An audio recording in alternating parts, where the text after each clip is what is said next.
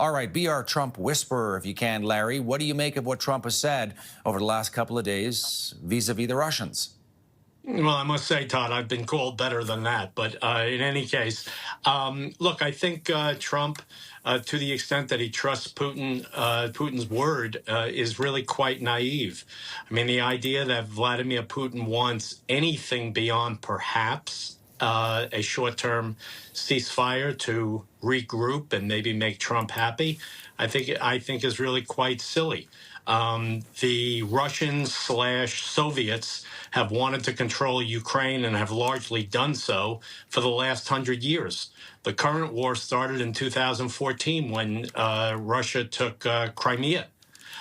So I don't see any signs that Putin is, number one, good to his word, and number two, really interested in sincere, lasting peace between these two sovereign countries. Do you think this anger by Trump, Larry, is real or is it possibly invented?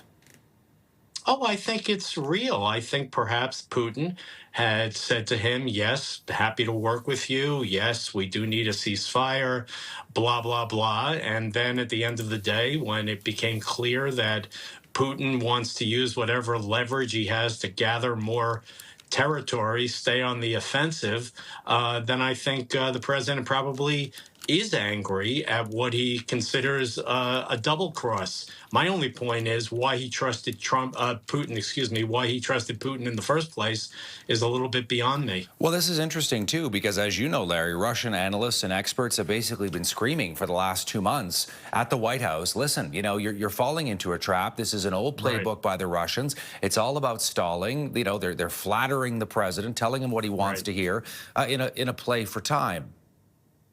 Well, yes, and unfortunately, unlike the first term, in this particular Trump term, he's got loyalists only around him, telling him only what he wants to hear, and at the same time, he's got very dug-in views about certain leaders around the world. He seems to admire autocrats and feel like Democrats are weaklings. So it all adds up to a pretty ugly picture of really not listening to those who are deeply steeped in Russian history and could have anticipated what is currently going on. And Trump also threatening the possibility, Larry, of so-called secondary sanctions, where countries that buy oil from Russia, let's say China or India, will be sanctioned as a result of that to try and stop them from buying Russian oil and energy. So that would seem to be a big escalation. Russia needs that money to fund its war. It does, but when you talk about the two countries that you just mentioned who buy the vast majority of Russian oil, China and India, it's not realistic for Trump to say, well, if you deal with Russia, you're not going to deal with us. I mean, that's really quite silly. I mean, the Chinese economy is the second largest in the world. We're obviously terribly integrated with them. India is a very large country. Until recently, the world's largest democracy. So it's not realistic to say we are going to get a change of behavior by China and India if we sanction them over Russian oil. I just don't see it. Larry Haas joining us. He's a former official at the White House, senior fellow at the American Foreign Policy Council. Great to see you as always, Larry. Thank you. Nice to be here, Todd. Thanks.